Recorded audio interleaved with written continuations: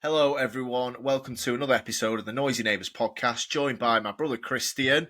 Christian, how are we, mate? How's it going, mate? I'm all good, yeah.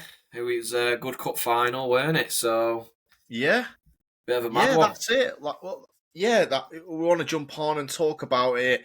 Newcastle United beat Liverpool 2-1 on Sunday in the Carabao Cup final. After 2 years ago, they failed to beat Eric Ten Hag's Man United. They did get over the line this time against a much better side in Liverpool. It's the way finals can go sometimes. They have ended conflicting figures here. 70-year trophy drought. Yeah. Apparently, they did win one 56 years ago, but it was maybe not a major tournament. So most Newcastle fans say 70 years since the last trophy, which is obviously way beyond a lot of fans these days. And 1955 FA Cup win against Manchester City. So, what a weekend for Newcastle, man. And I think, look, we're neutrals, really. I mean, I think we both wanted Newcastle to win, but effectively we were neutrals in this argument. Just obviously, you experienced this a little bit. It wasn't 70 years; it was half that, but it was still a long time. And You lot still reminded us, though, didn't you? Yeah, that fucking banner. I know, yeah. Similar principles, though. That Newcastle got the takeover and then didn't beat United in the FA Cup. They've been around the top six. Sorry, Carabao Cup. They've been around the top six. Not really made a cup run in the FA, as I can't really remember it. Yeah, and this one felt like a lot of pressure on this one. They wanted it, really wanted it, and fair play to them, by the way. Just how can you sort of speak from your perspective and to people who might not be able to understand what it's like to win that first one? After, I mean, look, that'll be most people's lifetimes. There'll still be some older people there who were around for the 1955 FA Cup win against City, but 95% of the fans on Sunday will never have seen Newcastle lift the trophy. Yeah. What can you give us an insight into what that feeling is like, and how can you sort of quantify it against top four and top six and shit like that? Yeah.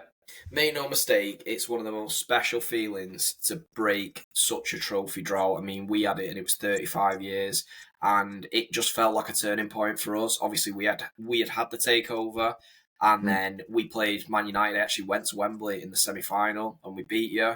Really close game. And then it just felt like when we won that game and we went to the final, and weirdly, the Stoke game was a bit of a dodgy one, and we nearly conceded early to Kenwyne Jones, and it was just a bit all over the place. We eventually got it. Yaya slammed it home.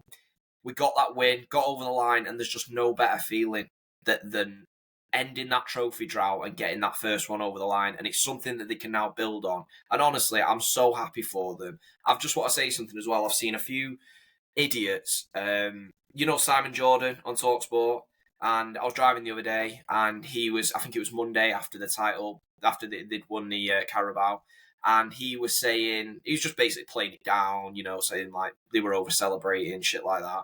I tell you what, it's just ultimate delusion, and it just shows you are not a real football fan because you don't have that emotion, you don't have that connection to a club or to a team, because what it really means, it is priceless to them guys.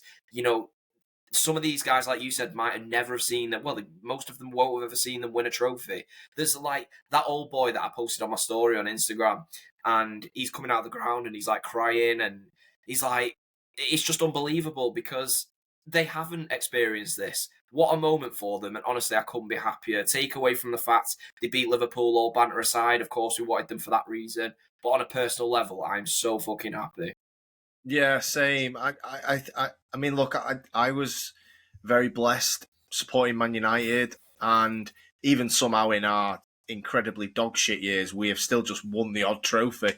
As recent as fucking last summer. And I mean, you said it perfectly. You wouldn't rule out was somehow cobbling the Europa League this year. But so obviously, you are a much better place for that. But I do want to speak on that.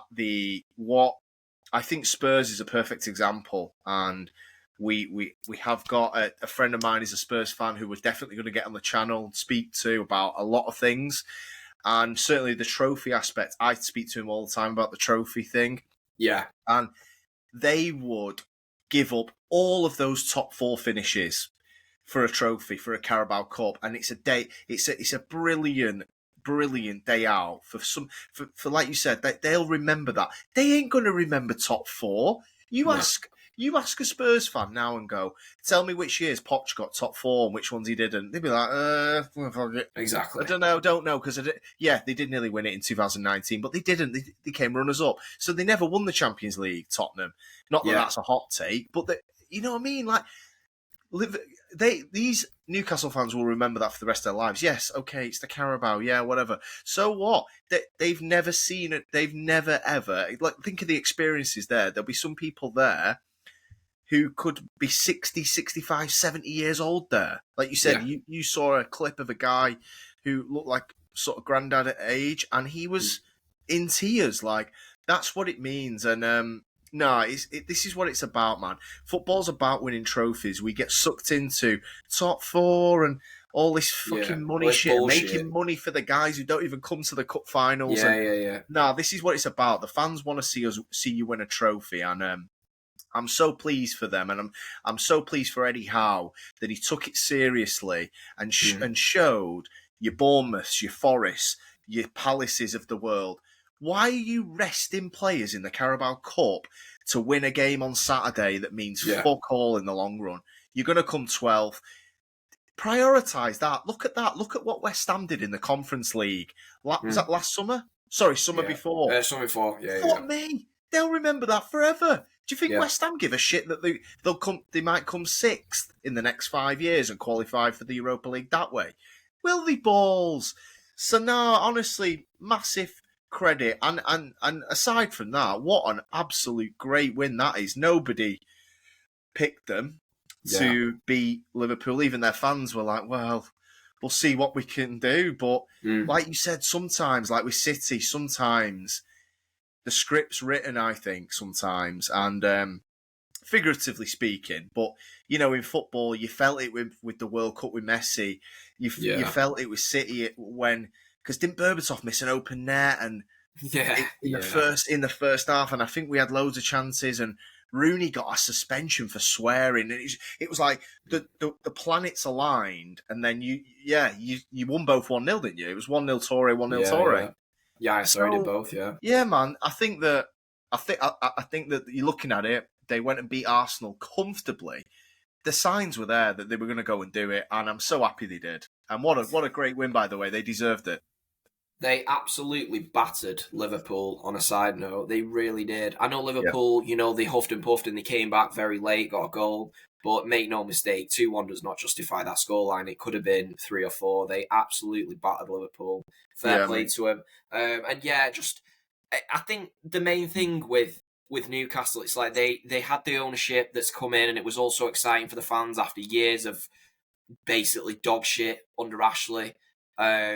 And do you know what's a weird one to watch as a City fan, right? Because we went through this, and opposition fans, when we won the FA Cup, because we weren't a powerhouse back then, and it was like, fair play, lads. You deserve it. We're happy for you. Yeah. Just watch out, Newcastle, because you win one too many, and them handcuffs come off from the fucking spending rules. Suddenly you'll be hated just like we are, and everyone will want you banned and sent to League fucking 2. So just prepare yourselves for that, boys. But enjoy it, because you do genuinely deserve it. And I am consistent in my viewpoint that all these guys that go, oh no, we're pissed off City spent money. Actually, I want Newcastle to be allowed the same freedom that City expressed themselves, because we challenged the hierarchy and we took the league by storm. We've gone to other levels. However, why do we not welcome this? Yes, so what? They won the lottery. They got a big owner. Every other fucking club would take it as well. And they should be allowed to challenge the top teams. It makes England better. It makes it better for the fans. It makes England better in general in terms of what players will come and play in the Premier League. Do you know what I mean? I don't know your opinion on it. I suppose it could be a little bit different, but I just think it's so arrogant of the big teams to think we deserve to be at the top.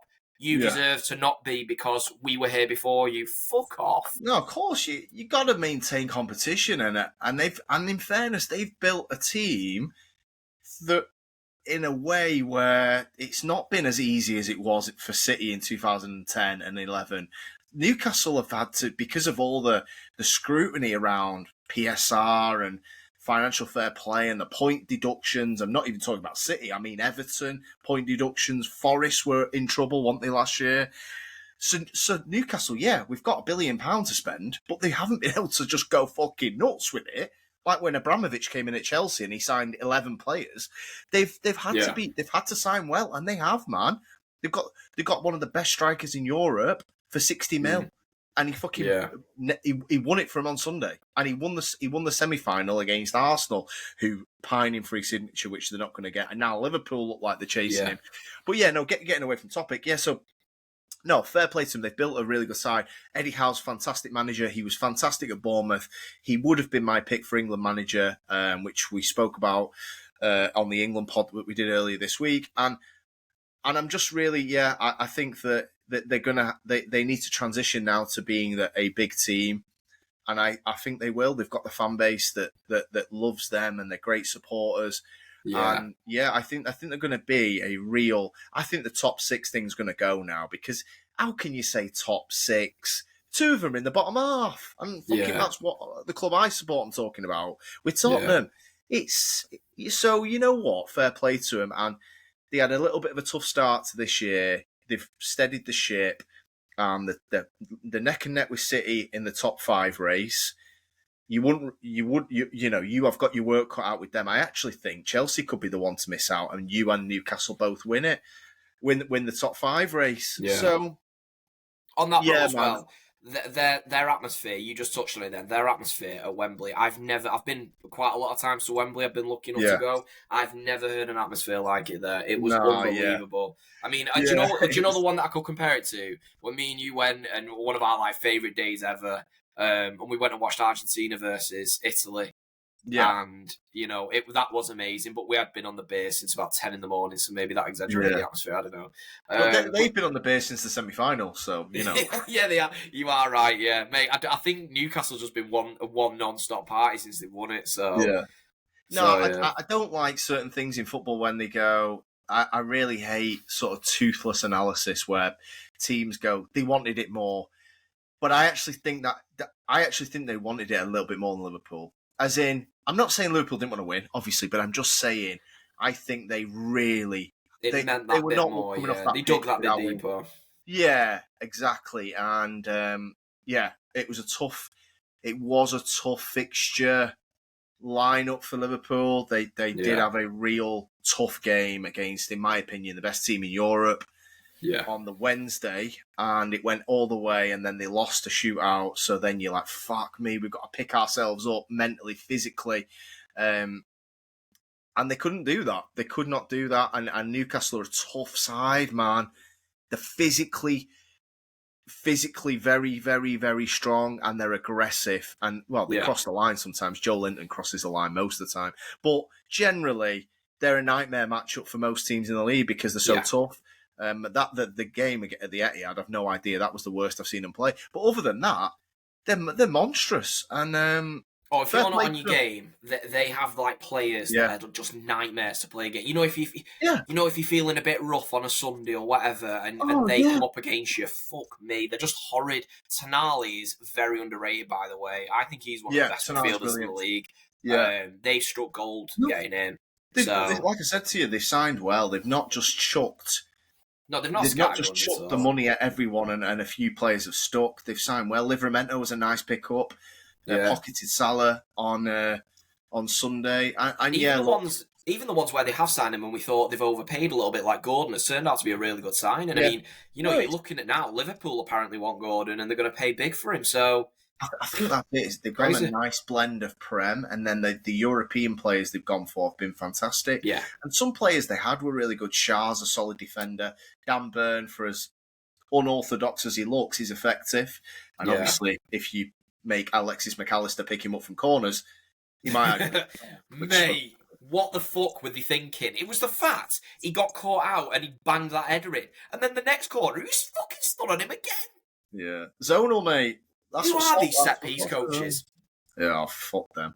Yeah, so props to Newcastle. From our perspective, we're chuffed for y'all, and yeah, hopefully, like you said, you don't go on a complete tear and win everything because that's not what we want. But from a Yeah. being a fan of a club and a fan of football in general, it is great to see your team win stuff in. I can only relate to winning during difficult periods. That's all I can relate to. Yeah. I've not really had massive droughts in my lifetime. You can relate to that. But yeah, fair play, man. And you took out the best team in England in the final. You took out the second best team in England in the semi-final. You fucking deserve it. They deserved it. And are they in the FA Cup? Are they still in that? Or are they out of that? They're still in the FA Cup, aren't they, as well? Go for it then. Go for it. That's what I'd say. Go for that. Wait for a bus. You wait for a bus for 70 years, and then two come at once, maybe. Don't be a fuck top 5 off if you're not getting that. Oh, just play your best team in the FA Cup. Play it and go for that. You're 3 games away now. There's no replays. I'd say you get to the final. We were talking about experience, and we were like, "Oh, I think if City or even United get there, you'd lean towards them in the final." Yeah, now it's a free. In the final now, you're like, "Fuck." Yeah, because especially City, because it's like you're like, well, these guys are physically okay. I don't know what happened in the Etihad game, but if you think the normal version of Newcastle turns up, you're like, right, physically we're going to struggle, and they've just won there, so the monkey's off the back, man. Yeah. I can't wait to see how that plays out. I'm not sure who they've got in the draw, but we'll certainly see in a few weeks, won't we? Let's come to the losers of the tie, who also went out the Champions League. They sort of miserably went out the FA Cup with a bit of a rotated team, and they were obviously in 3 other tournaments at the time. Liverpool do look like they're going to win the league. I think that it would be insane for them to slip up from here, and even if they slip up, Arsenal ain't going to win all remaining games. What do you? I mean, just I suppose, how do you see the what their seasons sort of become, and do you think there's any major reason to that, or just sort of they were never the powerhouse we thought, really? I think it's a tough one, isn't it? Because it's just how quick a week or 2 weeks can change your whole viewpoint on a side, which I'm not going to allow myself to go there, because in fairness, this year has been a major success for Liverpool and Slot, in particular Slot. I mean, no one had them winning the title this year. It's just weirdly we found them in a position where they were crazy efficient. They were just winning every game, winning every week, kind of effortlessly in second gear. And we thought, well, to be fair, if this continues, they are going to win everything, because I didn't see anyone in Europe as efficient as them that I thought could knock them out. None of us foresaw PSG rolling them in both legs, which they did. They should have beat them in the first leg. So listen, I think it's still a success for Liverpool this season, and I think they'll see that in time when they pick up the title. I think it's a harsh one, isn't it? Because it happened to City a few times, and it's a bit of an anticlimax. We went out a couple of times to like Lyon, Monaco, and you can still go on and win the league, but it does take that shine off it a little bit. I mean, it happened to us in the FA Cup. I know it's not the Champions League, but we obviously lost the FA Cup to you, and then we won the Prem. And I think, to be fair, it was good because we got the 4 in a row, and it made it a little bit better that it went to the last day, because it still felt like we had something to play for with Arsenal. Whereas with Liverpool, it's a bit of a tough one. They've wrapped up the league, and it feels like their whole season just got decimated in a week. I suppose for them, they're desperate for the league. I do think that we're probably looking at it from a outside perspective. I actually think a lot of Liverpool fans will just be absolutely buzzing with the league, personally. I think that, yes, like the treble and the quad and the double talk is probably more the fear from the outside fans, really. It's more and I don't think no Liverpool fan thought they were going to win the league alone, never mind a quad. And like the quad has never happened anyway. So, the nearest like Liverpool are going to get to a quad is if Arne Slot went and rented a quad bike out and started driving around the desert in Dubai. Do you know that's really that's the only way it would happen, because they were never going to win the quad, were they? They're not better than the treble. They're like, and the thing is, this is the thing with the FA Cup versus the Carabao. I don't get it, right? Fuck the Carabao off. The Carabao is a midweek tournament that impacts your weekend games in the Prem, right? And the semis is 2 legs. The FA Cup replaces Prem games on a Saturday, Sunday, Monday. So prioritise the FA Cup because it won't impact your Prem schedule. So what happens is with the Carabao, do you remember when they had Tottenham over 2 legs? They were playing Thursday Tottenham and then had a big Prem game at the weekend. The FA Cup, you don't get that because there's no replays. So don't prioritise the Carabao. If you get there with the kids, win it, obviously. But why are Liverpool? Because they should have beat Plymouth. And now you're looking at it thinking, Liverpool will probably still be in it. I appreciate they would have had to go another round. But you'd be thinking, well, what I'm saying is the FA Cup doesn't create a fixture list pile up. The Carabao does. Yeah, I know what you mean. I think, and that's my. I suppose the point you're coming from is not all teams shouldn't take that tournament seriously. It's that if you're going for a title that season, get your priorities straight. I suppose that's where you're coming from, right? Yeah, no. So, for Newcastle and the other boys, definitely go for it. It makes sense. And the thing is, I do agree with you, but I do also think, look, are these squads not able to deal with this? Yes, you play a lot of games, but I feel like there's a lot of fucking whinging about it, man. You know what I mean? Come on. There's no excuse for you going out to fucking Plymouth. Yeah, no. You know what I mean? That's just on them, mate, in terms of they had a squad out that day that should have won that match, and they didn't. I take your point. I'm just saying that really, they could have gone and played a full strength team that day if they weren't in the Carabao. That's my argument, and it would have took any risk out of the equation because the first team would have blitzed them, and that's it. Yeah, look, it happens when you change your team quite a lot because the players are cold. They've not played with each other. You're chucking players in who don't know each other's games, and it has a bigger impact. You go, well, we've got Jota and Nunes or whatever, but do they play with each other often? Probably not, because they usually swap for each other. Then you've got the kids who never play, and you're missing that leadership. So I get your point. I think, but then again, would they have even say they were out of the Carabao? Would they have still probably rotated in that game against Plymouth? Probably, because I mean, no one would have thought that Plymouth would have done them over. No one would have thought we need to play our full strength today to get past Plymouth, who are struggling in the Championship. But, possibly, yeah. I just think it was a bit of an anomaly. I do get your point, but I also have a bit of a reverse take on it as well in the Carabao. I think, I understand from your point of view with the if you're going for a title, get your house in order. However, some of these other teams that are resting players in that tournament, Tottenham, for instance. I'm like, what are you doing? What are you actually doing?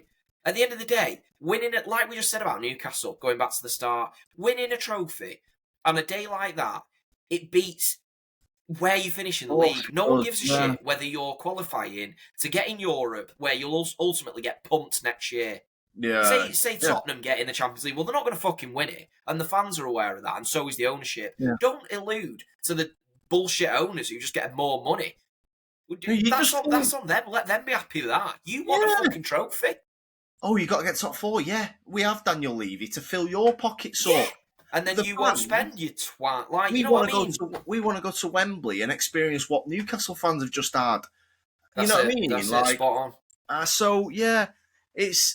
the thing. I mean, from Liverpool's perspective, I think that they will see the league out. It's not going to have the excitement of a title run. But they will be just so glad to win it. I know they will. Because is that them tying your record now? What is it? You're both 20? Yeah, both 20 titles, and they've got like 3 more Champions Leagues than us. So that's good. That's a bit of a swing, that, isn't it? Like, because you've kind of always had that on them, so it just feels like a bit of a pendulum. Well, this is the thing. Like, Fergie must be looking at it like his whole career. He basically wanted to take United above Liverpool historically, which he did do, and now he's watching it unravel in front of his eyes. And don't get me wrong, he's not fully helped things either, but it must just be sickening from him that everything he worked for, he's still going to be on this planet when Liverpool probably go back. I mean, fuck knows, this time next year we could be looking at him winning another, depending on what other teams and what they do. But I think it's just a difficult week. I think, look, Champions League, PSG, Pens, as bad as they were in the tie, they still had a chance to go through. Yeah. So it's just the way it goes, and the FA Cup was a bit of just a weird one, like you said. But yeah, I think when they lost to PSG, it was like fucking hell. You can see now Newcastle were like, right, we've got to give it to them now. Newcastle did not have a 120 minutes on Wednesday, did they? They were preparing for this. The fans were probably going 120 minutes Wednesday, preparing for the fucking game, boozing. You know what I mean? Yeah, no, I agree. Just a quick one on Salah. What's your opinion on like what's happened? I mean, me and you have come on here and we give him his flowers. Like I think it was only 2 weeks ago. Weirdly, me and you do that, and he just seems he's dropped gargantuan stinkers since. Yeah. We've like cursed him into these performances. PSG away was awful. PSG was at home was a no-show. He was an absolute passenger against Newcastle. I didn't even see the guy. I think what do you think's gone on? Do you think there's the season's caught up with him a little bit, fatigue? Possibly, yeah. And I think there's a lot of pressure on him to carry that team goals and assist wise. And to his credit, he's done it. And this is the thing that it's like. He's got a title, hasn't he? I've had a couple of off days. And we've gone out of 2 tournaments in 4 days, but you're lumping it at my door. Well, fucking have a word with the others. I've done 6 months of lifting here. Like, I think that Salah's record in finals is shocking, by the way. I think he's got that 1 penalty in about 7 or 8 finals for Liverpool. But I don't know why you look into that, because a final is a one game against me. Because has Haaland got one in a final for you? I don't think he has he? Or is it maybe a pen as well? Maybe has he got a pen? Henry, I don't think Henry ever got one in a final. I'm sure I've read that over the weekend. I'm not the biggest fan of it, because then you can go down that road and start saying, well, Drogba's better than Rooney. Drogba got loads, just because sometimes... Like, fuck off. No, he's not. Sometimes it's the way the game goes, and I think Salah was really good against Madrid, and Courtois had the most insane game ever, and it can go like that. It's a one-off game, and you do have them nights where it won't go in, quote unquote. And I suppose, but you do look to your best players to deliver in finals. I mean, even for us, to say he hasn't. Really, just thinking about it, then with finals, there's certain players like Yaya Toure was clutch, but if you look at it, I don't think Aguero. That's an interesting one. I don't know whether he did it. Oh, I think he did actually lead Copa out. It was actually there. He scored a very good chip against. In fact, he scored against Chelsea as well. Forget that one. Yeah, he was all right. But yeah, there's a lot of big players who haven't necessarily done it in finals, and I don't think it's a fair reflection. Yeah. But do you know what? I agree with you. I think it's a bit unfair on Salah that he's had a few off days, and it just basically leans to their poor signings of late who just haven't cut it. And I mean, they're trying to shift. We just obviously did a video on Diaz, but they're trying to shift Núñez. Yeah, I think they're trying to revamp that side. I mean, especially if Salah might not even be there next year, as it stands. Possibly, they might be looking to reboot the whole front line. If Diaz, Núñez, and look, that might be that might be the right decision. If they think that in a year's time he isn't going to be the player he is now, then it probably is. But I'd be re-ing up Salah. I mean, if you're losing Trent, I'd re-up Van Dijk and Salah and live with the consequences, because they're not in a position, are they? Even if you get another league, right? This is what I was saying to you earlier on on a pod we did this week about you're not like, say if this was 2018 City, you might be looking at it like, even if we keep Salah and Van Dijk, we're probably not going to win, because you might need 95, 96 points if City are rolling. Yeah. Looking into next year, you're thinking, well, you might only need 84, you might only need 85 points. If you keep Salah and Van Dijk, is next season an opportunity for us to win another? Because let's face it, City have won 6 and you've won 2. So, well, 6-3 sounds a lot better than 6-2. Yeah, exactly. I agree. So, and obviously for Salah and Van Dijk to go 3-time winners, I would say is, look, if they did, so 6-2 and 2 went down to the wire, then they you beat them by a point in 2 seasons. So that's a big swing. So it's been close, but 6-2 is 6-2. It doesn't. Nobody will remember the details. No, yeah. So exactly. if I was them, I would prioritise that next year. Fuck knows what they're going to do, mate. But Yeah. I think Slot must be a bit like, for fuck's sake, guys, like, can you sign these guys up for another year? I've had fucking Salah, Van Dijk for one season, and you want me to do what, some sort of rebuild one of the best centre backs in world football, Yeah. and possibly, I mean, on form a couple of months ago, we were talking about the best player in the world. So, Yeah. you know what I mean? I think they've got to at least keep Salah as an absolute minimum. If they lose Van Dijk, I've been hearing a lot of things about PSG and Van Dijk. I don't know if you've been seeing this, and I think there's some truth in that, you know. Could be.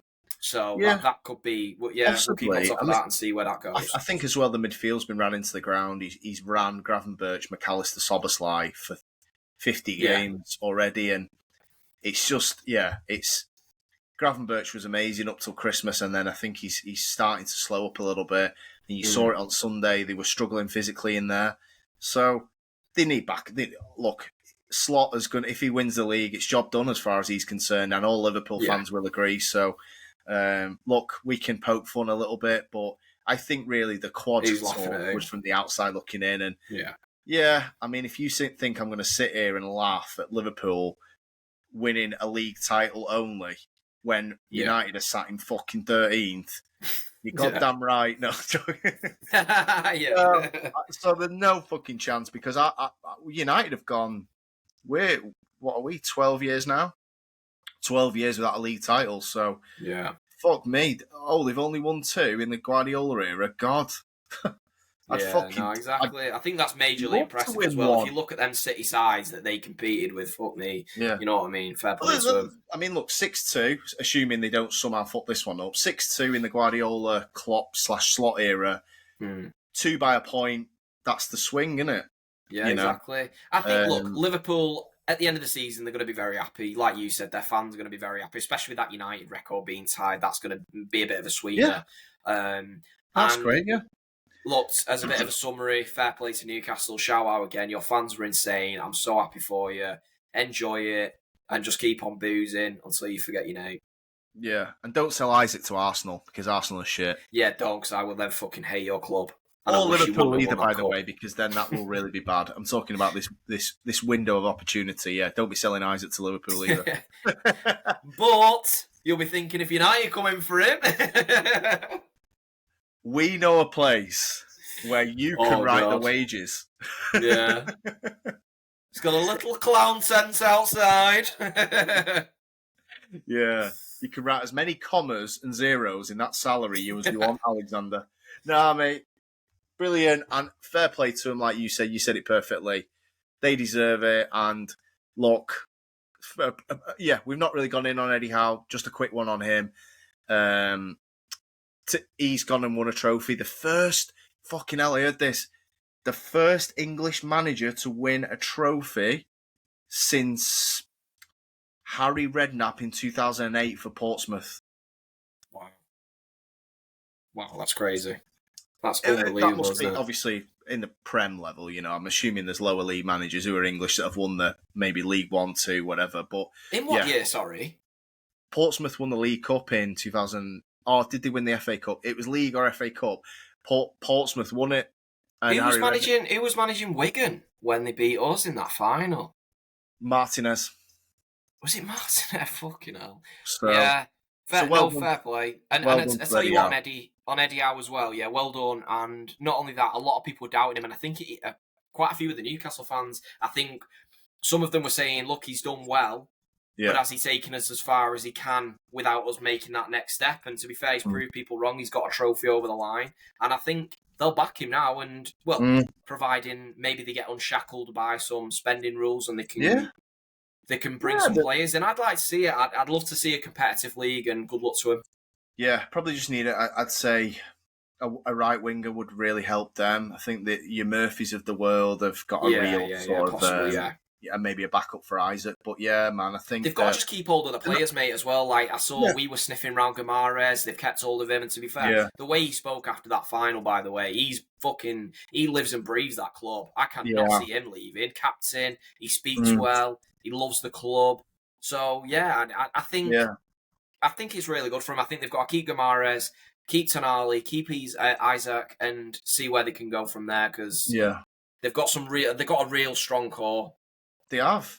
definitely. Yeah. So, yeah, props to them. See you after the window. Have you got Newcastle again this season or not? Have you played them? Oh, you Well, played them last week, twice. no, we have played them twice, but if we get them in the cup, they'll obviously We probably twat us we've then. got them So. in between the Leon legs, so I mean, Not look, a good time to play him. United Is it? need to be rolling out. I mean, look, half the team is back up anyway because of the current state of the injuries in the squad. But yeah, just a quick one, Alex. Just genuinely off topic on the pod, but I don't actually know what was the result on the Heaven injury, by the way.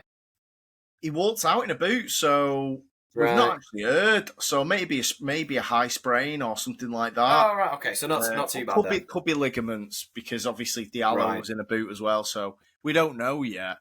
And obviously, at this stage of the season, if it's 2 months, it's fucking over, isn't it? Unless we get season done anyway. Unless we get to Europa League final, which is another thing. But have you bought your Bilbao ticket yet, lad? I've not, I mean, are we doing it? Are we noisy neighbours going on tour? Maybe, lad.